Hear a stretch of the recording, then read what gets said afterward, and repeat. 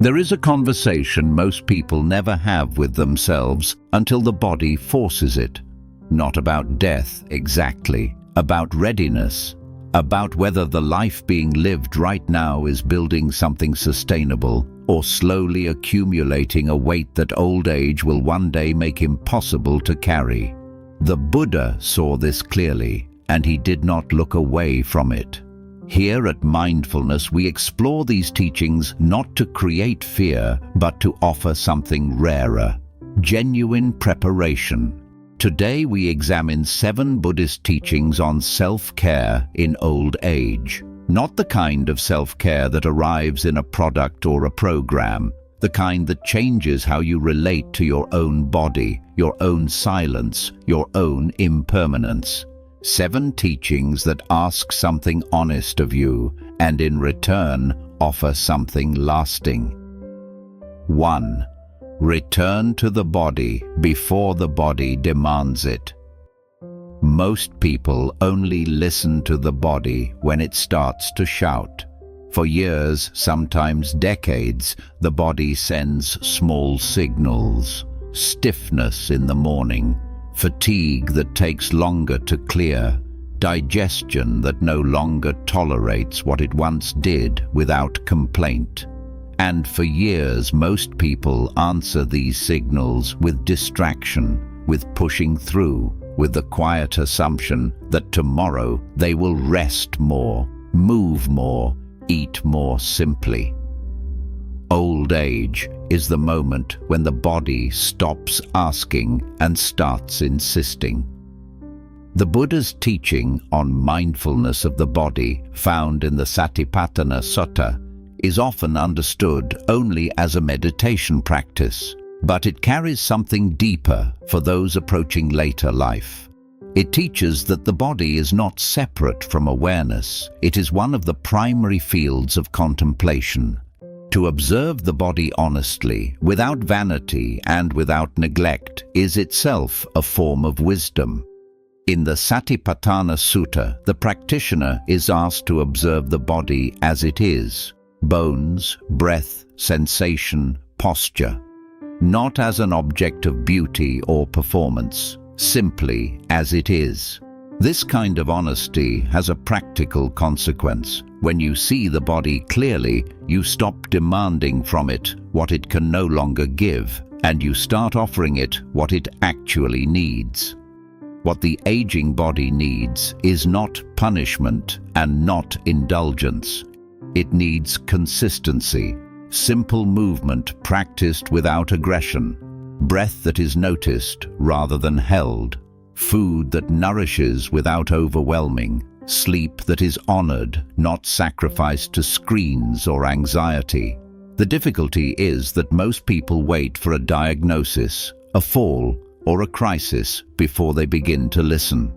By then, the conversation with the body has already shifted from dialogue to damage control. The Buddha's teaching does not promise that mindful care prevents illness. The body ages. That is its nature. What changes with care is the relationship between the mind and the physical experience of aging. A person who has cultivated bodily awareness does not meet physical change with panic. They meet it with familiarity. They have been paying attention. The changes, when they come, are recognized rather than shocking. There is also something to be said for dignity, not the dignity of appearing healthy, but the dignity of having honored the body you were given, of not having extracted everything from it in youth and then abandoned it in age. Begin now, not with a program, not with a transformation, with attention, with the simple question each morning: what does this body need today? And the willingness to answer honestly, even when the answer is rest, even when the answer is less, even when the answer is slower than you planned. The body kept you here long enough to seek wisdom. That deserves care in return. 2. Loosen the grip on who you were. One of the least discussed sources of suffering in old age is the attachment to a former self. The person you were at 40, at 50, at the height of your productivity or your parenting or your professional identity. That person felt solid. That person had a role that made sense in the world. And somewhere along the way, without announcement, that role began to shift. The Buddha taught extensively on the nature of self, particularly in the Anattalakkhana Sutta, one of his earliest discourses, where he pointed to the way suffering arises from clinging to what is impermanent as if it were permanent. He was not speaking abstractly. He was pointing to something very human. The suffering that comes not from what we lose, but from our insistence that we should not have lost it. Old age does not take away who you are. It changes the conditions around you. The title may go, the responsibilities may shift, the social relevance may quiet. But these were always conditions, not the self itself, and conditions, by their nature, change. The practice here is not to pretend the loss is easy. It is not always easy. There is real grief in watching a life reorganize itself around new limitations.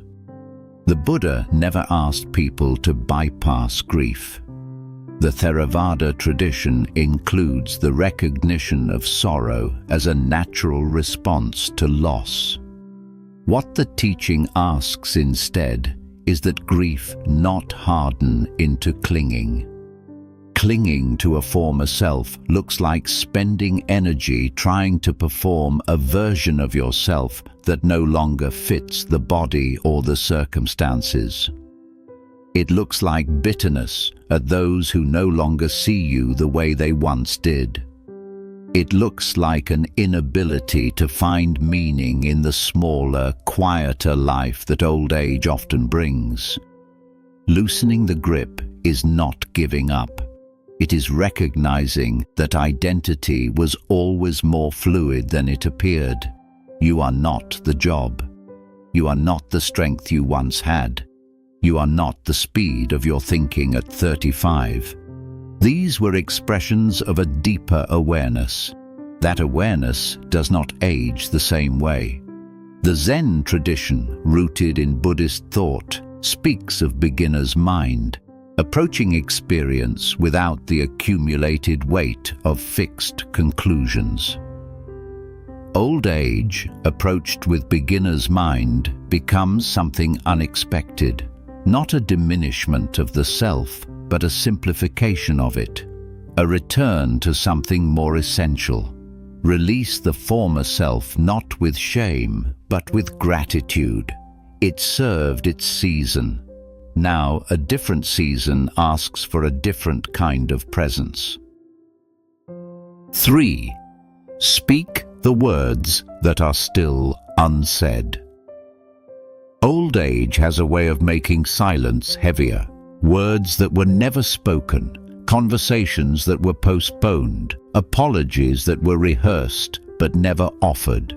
They become quieter in busy years, and louder, much louder, when the pace of life slows. In the Buddhist teaching on right speech, found throughout the Eightfold Path, speech is understood as more than communication.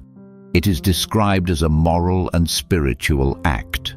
Words either reduce suffering or increase it, in one's own mind and in the lives of others. What this means for aging is practical and urgent. The words left unspoken carry weight, not metaphorical weight. Actual psychological weight that manifests in rumination, in regret, in a restlessness that no amount of sleep resolves. Many people reach the later stages of life carrying relationships that were never repaired. A sibling estranged for a reason neither party can fully remember. A child who never heard a direct apology. A parent who died before the conversation was possible. A friend who drifted away without resolution. These are common.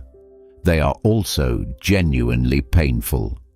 The Buddha's teaching on loving kindness, metta, as found in the Metta Sutta, begins with the self and extends outward. Before you can wish others freedom from suffering, there must be some honesty about the suffering you have participated in creating, knowingly or not. This is not guilt, it is clarity. Speaking unspoken words is not about dramatic confrontations or reopening wounds unnecessarily. It is about honesty offered gently, in whatever form is still possible. A letter that may or may not be sent. A direct conversation where the listener is willing. A sincere expression of gratitude to someone who shaped you. An acknowledgement of harm given without expecting forgiveness in return. The reason this matters for self-care in old age is this. A mind holding unexpressed truth is a restless mind, and a restless mind makes poor company for the silence that old age brings. When the noise of life quiets, what was never said becomes very loud. Right speech in the Buddhist sense is not about saying everything you feel. It is about saying what is true, what is necessary, and what is kind. Sometimes those three things align beautifully. Sometimes they require patience to find the right moment and the right words. Find that moment. Do not wait until capacity fades. Do not wait until the other person is gone. Do not wait until the words feel perfect. They rarely do. Speak now, gently, honestly. Release the weight before it becomes permanent. 4. Learn to receive without resistance. There is a particular kind of pride that makes old age harder than it needs to be. It is the pride of having been capable, of having been the one who helped, who carried things, who managed without asking. This pride is not vanity in the obvious sense. It often comes from a genuine desire to contribute, to not be a burden, to maintain the dignity of independence. But when circumstances shift and help is needed, this same pride turns inward and becomes suffering. The Buddha spoke clearly about interdependence throughout his teaching. He describes how all phenomena arise in relationship to conditions.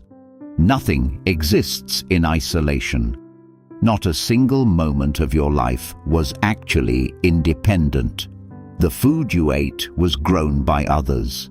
The language you think in was given by others. The body you carry was cared for in its earliest years by others. Old age does not create dependence. It makes visible what was always true. Receiving help gracefully is a practice. It does not come naturally to everyone, particularly those who spent decades defining themselves through giving. But the inability to receive is itself a form of clinging to a self-image that insists on capability as the condition of worth. The Buddhist teaching on generosity, dana, is often presented only from the perspective of the giver. But the receiver plays an equally important role in the exchange. When someone receives help with genuine gratitude, without resentment and without shame, they complete the act of generosity. They allow the other person to experience the goodness of giving. Resistance to receiving when help is genuinely needed disrupts this. This has a very direct application in old age. If you cannot accept assistance without bitterness, without interpreting it as loss of dignity, then you will suffer every time the body requires what it can no longer provide for itself. And you will create suffering for those who care for you, who receive resistance instead of connection. The practice is not to manufacture false gratitude. It is to notice honestly where resistance lives, where pride stiffens, where shame arises, and to bring the same gentle observation to those reactions that you might bring to any other experience in meditation. You were never entirely independent. You were supported, always, by more conditions than you could count. Allowing that truth to extend into old age is not weakness. It is finally and fully being honest about what life always was. 5. Make peace with smaller pleasures. There is a kind of grief that does not get spoken about openly in the context of aging. The grief for pleasures that quietly fade. The ability to eat without consequence, to travel without exhaustion, to sleep deeply without effort, to move through a day without planning around what the body can and cannot sustain. These losses are real. Dismissing them does not serve anyone. But there is a teaching in the Pali Canon, found in the Kama Sutta and elaborated across the Nikaya texts, that describes the nature of sensory pleasure with unusual honesty. The Buddha did not say pleasure is wrong. He said pleasure that depends entirely on external conditions is inherently unstable, because conditions change, always. This is not pessimism, it is observation. The question old age asks, and asks without patience, is whether you have ever cultivated the capacity to find genuine contentment in what is simple, quiet, and near. Most people have not. Most people spent decades reaching for larger pleasures while smaller ones passed unnoticed. The warmth of morning light, the texture of a simple meal eaten without distraction, the sound of rain, the feeling of a body at rest after genuine tiredness. These were always available. They were simply overlooked in the search for more. In Buddhist practice, the cultivation of contentment, santuti in Pali, is described not as resignation but as a form of genuine freedom. The Theravada texts describe contentment as one of the qualities that supports both meditation and daily life. It is not the same as settling. It is the recognition that this moment, this simple, unremarkable moment, is not waiting to become something better before it can be appreciated. Old age, in this light, is not only loss, it can become something rare. A life stripped of excess stimulation. A life where the smaller things finally have room to be enough. The practice is deliberate attention, eating one meal with full presence, sitting in a garden or near a window without a purpose, allowing a conversation to be complete in itself without needing to be recorded or shared or turned into a story. These are not spiritual performances, they are simply a return to what was always present. There is a tenderness available in old age that hurry makes impossible. The willingness to let a small thing be sufficient, to let today be enough. This is not lowering the standard of life. This is, perhaps for the first time, meeting life where it actually is. 6. Sit with impermanence until it becomes familiar. Most of the suffering in old age does not come from what is actually happening. It comes from the distance between what is happening and what the mind insists should be happening instead. The Buddha's teaching on impermanence, anicca, is one of the 3 characteristics of existence described throughout the Pali Canon.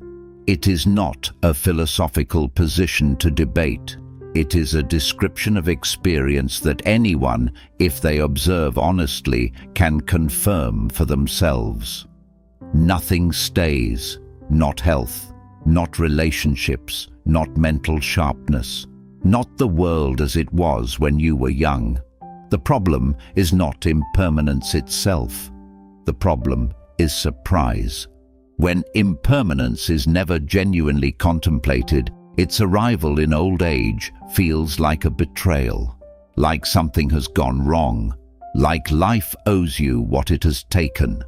This feeling is common. It is also, from a Buddhist perspective, the result of a mind that was never invited to sit with the truth of change. The Maranasati practice, contemplation of death and impermanence, found in texts such as the Anguttara Nikaya, was not taught as a dark or morbid exercise. It was taught as a clarifying one. When the mind regularly acknowledges that this body is temporary, that this day will not return, that the people loved will not remain forever, something begins to soften. The grip loosens. The present becomes more vivid. This practice does not require formal meditation, though meditation deepens it. It can be as simple as a quiet acknowledgement each morning. This day is not permanent. The people I love are not permanent. I am not permanent. And because of this, today matters. Old age offers what youth rarely does: time and circumstance to actually sit with these truths. The calendar is less crowded. There is more space for honest reflection. This can be terrifying, or it can be the most meaningful season of a life, depending entirely on whether the mind has been prepared.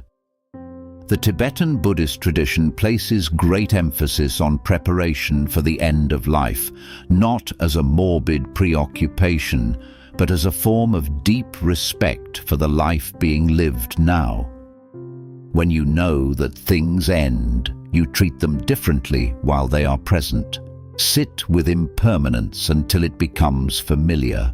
Not comfortable necessarily, familiar. The way a long road becomes familiar when you have walked it enough times to know its shape. When change arrives, and it will, you will recognize it, not as an enemy, as a truth you have already met. 7. Let old age be a spiritual season, not a sentence. This is perhaps the teaching most needed and most misunderstood. In many traditional Buddhist cultures, old age was not viewed as a failure of the body or a loss of usefulness. It was viewed as an arrival, a season of life uniquely positioned for depth, reflection, and genuine practice. In the texts of the Theravada tradition, elders, referred to as Theras for men and Theris for women, were honored not for productivity, but for the depth of their understanding. The Therigatha, a collection of verses by elder nuns preserved in the Pali Canon, is one of the earliest recorded writings by women in human history. These were not young voices. These were women who had lived fully, suffered clearly, and arrived at understanding through years of practice and honest observation. They did not describe old age as diminishment. They described it as clarity. The conditions of old age, though often uncomfortable, are in certain ways more aligned with spiritual development than the conditions of youth. The urgency of ambition quiets. The noise of social performance softens. The body enforces stillness. The future, no longer assumed to be endless, becomes honest. The Buddha himself taught his final discourse to a community of aging practitioners. In the Mahaparinibbana Sutta, among his last recorded instructions, he urged his followers to be lamps unto themselves, to rely on the Dhamma, the teaching, as a refuge, not on external conditions, not on youth, not on the approval of others, on the clarity that genuine practice cultivates from within. This teaching is not only for monastics, it is for anyone willing to treat old age as a serious season of life rather than a waiting period. What would it mean for you to let this season be a genuine spiritual practice? Not a performance of peace, not a resignation to limitation, but an honest daily engagement with the questions that matter most. Who am I without the roles I carried for decades? What have I learned that is worth transmitting, not through lecturing, but through the quality of how I live? What remains when the noise settles? Can I sit with that remainder without fear? These are not questions with tidy answers, but they are the right questions for this season of life. The Therigatha verses speak again and again of release. Not only release from suffering, but release from the exhausting performance of a life lived for others' approval. Old age, if met with awareness, offers this release naturally. The world asks less of you. This can feel like abandonment, or it can feel like freedom, depending on where your sense of worth was anchored. Let it be freedom. Let the body slow without interpreting slowness as failure. Let the circle of life grow smaller without interpreting smallness as loss. Let silence expand without interpreting silence as emptiness. Silence, in the Buddhist understanding, is not the absence of meaning. It is often where meaning finally becomes audible. Old age is not a sentence handed down by time. It is a season with its own particular gifts, available to those who are willing to look for them without demanding that they arrive in familiar shapes. Old age is not the end of a meaningful life. For those who prepare with honesty and practice with patience, it can be among its most honest seasons. The Buddha did not offer these teachings as comfort alone. He offered them as a path that rewards those who walk it quietly, consistently, and without waiting for perfect conditions. You do not need to be a monk or a scholar. You need only to begin where you are, with what you have, and with the willingness to see clearly. That willingness is itself the beginning of wisdom.